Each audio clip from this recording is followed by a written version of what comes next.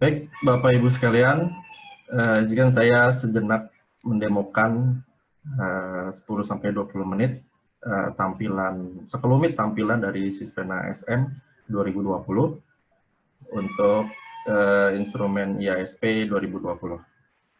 Untuk tampilan awalnya sekarang berubah menjadi seperti ini. Diharapkan dengan tampilan yang baru ini kita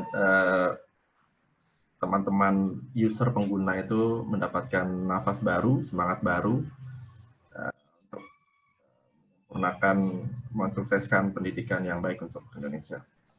Untuk login masih sama, kita menggunakan user yang sama dengan Sispena yang lama. Untuk asesor menggunakan NIA, untuk sekolah menggunakan NPSN, lalu untuk ban P menggunakan user ban P-nya masing-masing. Untuk kali ini saya akan mendemokan untuk user asesor. Saya pinjam user asesor dari Aceh.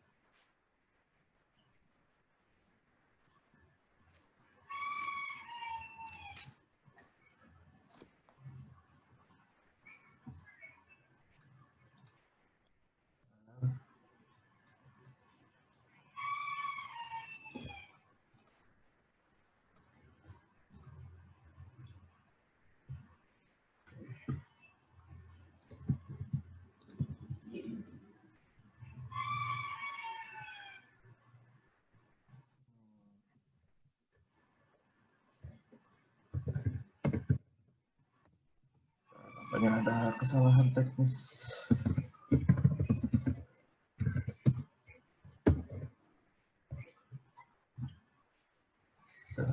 Sambil menunggu Bapak Ibu, kami informasikan bahwa untuk demo kali ini Mas Canoko hanya akan menunjukkan satu butir simulasi seperti apa pengisian di Sispena yang baru nanti. Tadi saya juga sempat melihat beberapa pertanyaan dari Bapak Ibu semua. Tadi saya mencatat ada hampir 50 lebih Pak Yusro. Oh gitu ya. Belum dengan yang baru-baru ini. Tapi kurang lebih memang ada beberapa yang pertanyaan yang sama. Seperti diantaranya mengenai Sispena, apakah pada saat pelatihan asesor nanti sudah bisa digunakan atau tidak untuk demonya. Gitu. Ini silakan dilanjutkan Mas Janoko. Ya. Kali ini saya pinjam user punya Pak Asnul Effendi dari Aceh. Untuk tampilan pertama kali ketika login masih sama seperti yang lama. Asesor akan masuk ke dalam halaman identitas. Untuk kembali melengkapi, mungkin ada beberapa yang pindah tempat kerja atau beberapa data diri yang mau diganti seperti nomor handphone atau yang lainnya. Oke, tampilannya sekarang berubah menjadi sedikit lebih biru dan agak aksen abu-abunya. Lalu untuk menu penilaian, seperti biasa di sebelah kiri. Di sini ada nama, di sini ada menu dashboard, ada menu penilaian dan menu panduan. Nanti untuk di menu dashboard ini nanti kita akan isikan mungkin beberapa informasi penting terkait akreditasi atau jalannya akreditasi kepada asesor atau kepada user yang lain seperti itu. Lalu untuk panduan ini nanti akan kita update untuk panduan Sispena SM untuk asesor yang versi terbaru dari 2020. Gitu. Lalu kita masuk ke menu penilaian. Tampilannya masih tidak berbeda jauh dengan penilaian di Sispena SM yang lama. Tampilannya seperti ini. Ada NPS nama sekolah, jam, lalu di sini penilaian. Untuk di row penilaian ini nantinya akan lebih banyak tombol seperti layaknya Sispena yang lama, karena prosesnya masih sama dengan yang Sispena yang lama, jadi saya tutup dulu. Untuk kali ini kita fokus kepada penilaian. Lalu untuk sebelum ke penilaian, mungkin saya tampilkan dulu sedikit contoh telah dokumen atau asesmen kecukupan asesor melihat dokumen dari sekolah. Saya pinjam dari punya SPK dulu. Nah, nantinya akan seperti ini. Akan ada checklist-checklist dokumen apa saja yang harus diunggah oleh sekolah.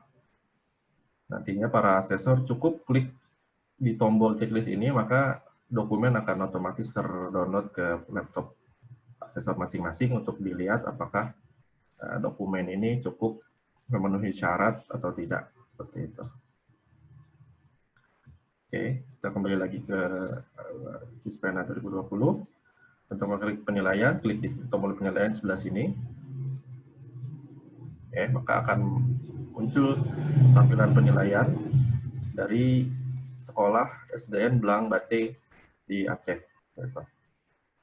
Di atas ini ada NPSN-nya untuk menghindari kesalahan atau untuk meyakinkan Bapak Ibu bahwa sekolah inilah yang memang diklik penilaiannya. Karena biasanya ada yang takutnya ada yang salah klik atau seperti apa, seperti itu. Lalu untuk nomor di sebelah kiri masih sama seperti Sispena yang lama. Nanti di sini juga akan disesuaikan menurut komponennya, yang ada 4 komponen, sama juga seperti Sispena yang lama. Untuk memilih nomor, kita langsung klik di tombol button nomor sebelah kiri. Sebagai contoh, saya akan mendemokan untuk butir nomor 2. Akan langsung muncul instrumennya di layar sebelah tengah. Nah, Bapak Ibu asesor diminta untuk menyimak dulu seperti apa instrumennya, seperti apa definisi dan pembuktian kinerjanya, seperti itu. Setelah disimak ke bawah, maka akan muncul 4 tombol. Ini adalah pembuktian kinerja yang harus diisi oleh para asesor. Pengisiannya diharapkan berurut dari kiri ke kanan, karena memang sudah ada urutannya sesuai dengan instrumen yang ada. Tombol yang biru ini nantinya adalah menandakan pembuktian kinerja tersebut sudah diisi oleh asesor. Nah, untuk tombol yang abu-abu ini menandakan 3 dokumen ini belum diisi oleh asesor, seperti itu. Lalu di bawah tombol pembuktian kinerja ada tombol rangkuman. Ini nanti untuk menuju tabel rangkuman atau tabel paling akhir dalam pengisian butir. Oke, untuk yang pertama saya akan sedikit mendemokan untuk pengisian pembuktian kinerja observasi.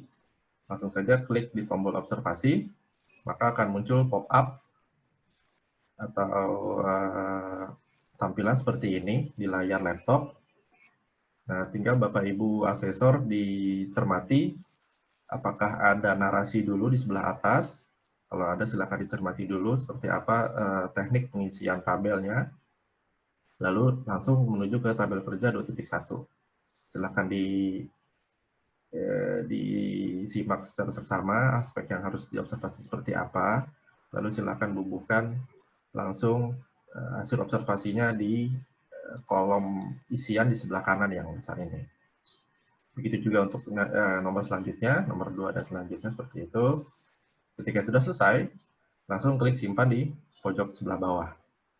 Nanti ketika klik simpan, data sudah tersimpan di server, maka tombol akan berubah menjadi warna biru. Seperti itu.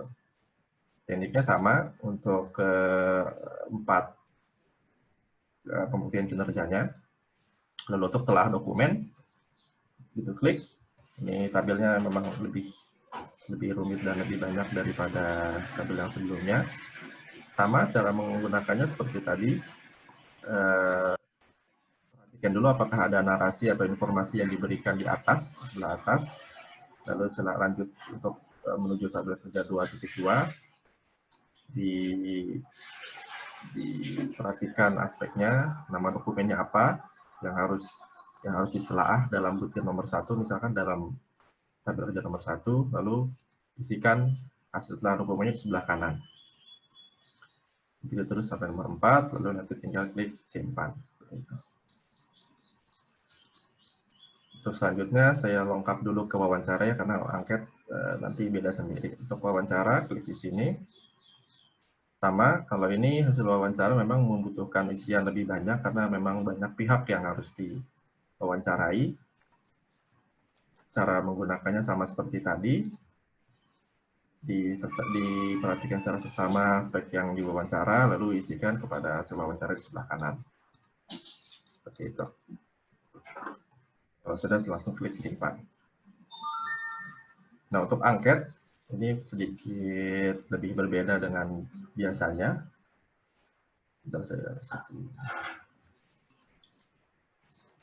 Oke, klik angket. Oke, nanti akan muncul seperti ini Bapak Ibu. Di bagian atas yang tercetak sedikit lebih tebal dari teks seperti biasa teks yang lain, ini adalah link yang dibagikan kepada responden. Silakan nanti Bapak Ibu model membagikannya boleh di-share ke diperlihatkan linknya, atau nanti mungkin diberikan kepada guru, lalu nanti guru akan membagikan kepada responden yang berhak untuk mengisi. Nah, ini apabila kita buka, kita akan berpura-pura sebagai responden. Nah, maka tampilannya akan seperti ini. Tampilannya akan sangat sederhana sekali karena memang dibuat agar user awam pun, misalkan semisal taruhlah murid SD yang mungkin belum pernah mengoperasikan laptop atau mengoperasikan gadget, bisa menggunakan, bisa jadi responden seperti itu. Sebelah kiri ada nomor, lalu sebelah tengah ada pertanyaan, lalu di kanan tinggal pilih jawaban yang sesuai. Di bentuknya dia drop down, seperti ini, bisa pilih.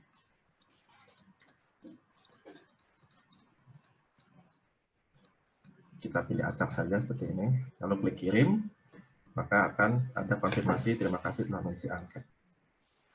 Nah, setelah itu, asesor bisa langsung memonitor data yang sudah masuk dari angket sini. Kita klik sini muat ulang. Nah, maka akan langsung muncul jumlah responden yang sudah mengisi, lalu nilai ratanya seperti apa, lalu kategorinya seperti apa. Maka dari sini asesor bisa langsung terbantu dalam untuk memutuskan nanti rangkumannya seperti apa, rangkuman akhirnya seperti apa. Seperti itu.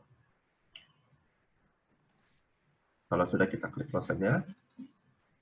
Oke, untuk pembuktian kinerja kurang lebih seperti itu. Karena apabila ada yang hanya 2 atau hanya 3 atau mungkin ada yang 5, pengisiannya tidak jauh berbeda seperti itu.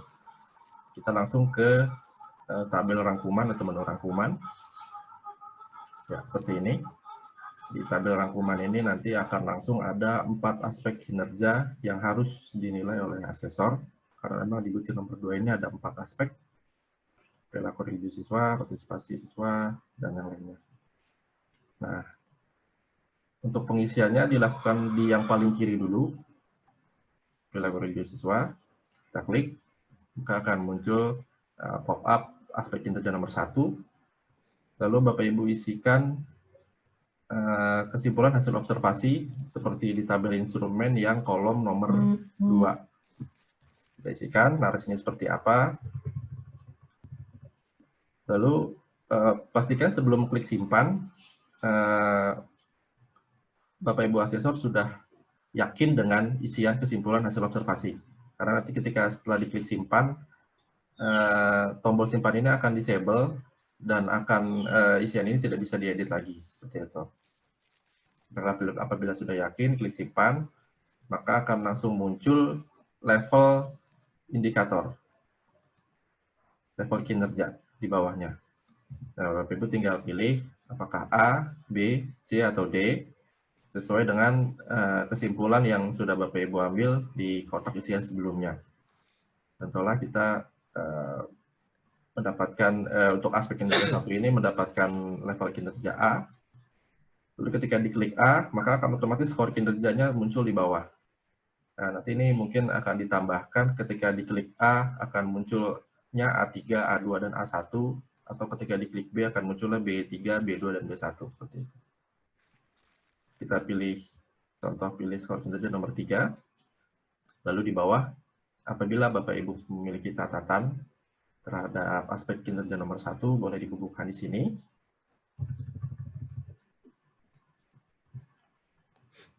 Lalu setelah yakin, klik simpan catatan. Nah, sebelum diklik simpan ini di bawah ada tombol kunci. Ini tidak bisa diklik kalau tombol simpan catatan ini belum diklik, belum diselesaikan. Jadi ini untuk menghindari kuncian yang tidak sengaja diklik oleh asesor apabila, oh saya lupa memberikan skor kinerja atau saya lupa memberikan catatan seperti itu. Jika diklik, maka tombol kunci akan aktif berwarna biru jelas seperti ini. Maka sebelum mengklik tombol kunci, Ibu diminta untuk meyakinkan lagi apakah isian aspek kinerja 1 sudah sesuai atau sudah yakin dengan isiannya, seperti itu. Maka ketika diklik tombol kunci akan muncul peringatan untuk yakin atau tidak, seperti itu. Anda yakin dengan isian yang Anda berikan, yakin atau tidak. Kalau tidak, maka akan muncul lagi pop-up yang sebelumnya tadi untuk diperbaiki ulang. Apabila yakin, tombol aspek kinerja nomor 1 akan di-disable. Maka dianggap sudah oke lah isiannya seperti itu. Kita coba klik yakin. Nah, maka tombol aspek kinerja ini akan disable dan tidak bisa diubah lagi. Seperti itu. Lanjut untuk untuk aspek kinerja 2, 3, dan 4 isiannya sama, kurang lebih seperti itu. Lalu 4, lalu 3, catatannya apa? 4 catatan, lalu kunci. Oke, bisa dipercepat ya, Mas Jan ya. Siap. Terima kasih.